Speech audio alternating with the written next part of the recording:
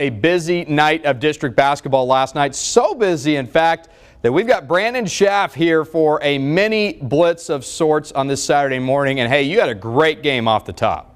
Yeah, good morning, Chris. And man, were there a lot of fun games last night. We're going to get started right here with the Toloso Midway Cherokees against the Calallen Wildcats, a district rivalry game. And take a look at this three right here from Alexis Rios. That's good and got the scoring going for Toloso Midway. So head coach Andrew Spencer trying to draw something up here. Well, this worked out well for Mackenzie Mound. She stole the ball and took it all the way to the rack for the score. And with under 6 seconds left in the game, take a look at this. This is a full court play and a half court heave that goes. Look at that. That's Carly Highgood getting the ball and taking the shot to win it for Calallen. They won 47-46. What a way to end that first game. And then the boys were in action right after that. The Tolosa Midway Warriors against the Calallen Wildcats.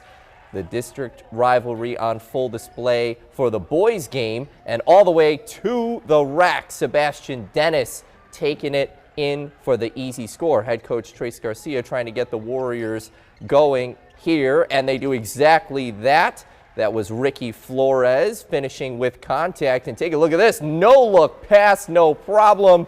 And that was Joella to Caden Zikafus for the easy score. Let's take a look at the final in this one, 66-49. And so TM able to improve their overall record to 9-13 on the season. Chris, we'll send it back to you for the rest of the games. All right, Brandon, how about Miller and GP? Big North Zone game. The Bucks still without Damari Lister from a football injury. But here, GP raining down the threes early. Trevor Jones knocking it down. They had a 6-2 lead after back-to-back threes.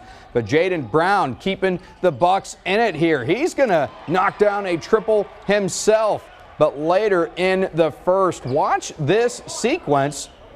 GP coming up with the defense here. Russell Escamilla with the block on the three. Then he's going to get the dish down low to the big man, Sean Williams. Throw it down, big man. All 6'7" of them. GP gets the win over Miller on the road, 67-59. How about earlier in the night, the GP girls also paying a visit to Miller. Here, Lady Bucks in the second half. Haley Martinez, the sophomore, going to get the nice running lay-in. She would surpass 500 career points on the night. But then later in the third, GP's Bella Davis going to spot up for three and knock it down. The Lady Cats at that point up 18. Then the feed down low to Madison Kilgore, bucket and the foul. GP rolls in this one, 58-30 in North Zone action. And it was a renewal of the TAPS rivalry, the St. John Paul II boys hosting Incarnate Word Academy.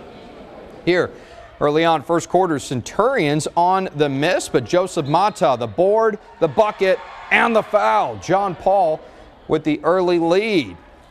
But the Angels coming back, the kick out to Wilson Van Exen for three, knocking it down, giving the Angels contingency there on the road, something to cheer about. Then the dish from Edmund Thomas to Jonathan Tyndall. IWA gets the win over the rival Centurions, final 51-34. So Brandon, great night of basketball last night. And hey, we've got the Houston Texans coming up tonight, right? Yes, we do. It is going to set the stage for the NFL playoffs. I know absolutely. The Texans, that is the big team right now, kind of on the fringe trying to figure out if they're going to be in. Yeah, Texans, Colts tonight, 7 o'clock, win and get in game. And hey, I know you'll be on the desk following that game, so be sure and tune in tonight after a doubleheader of NFL action. Well, that'll do it for us. I'll see you back here next week. Brandon's got all that for you tonight. Have a great weekend, everybody.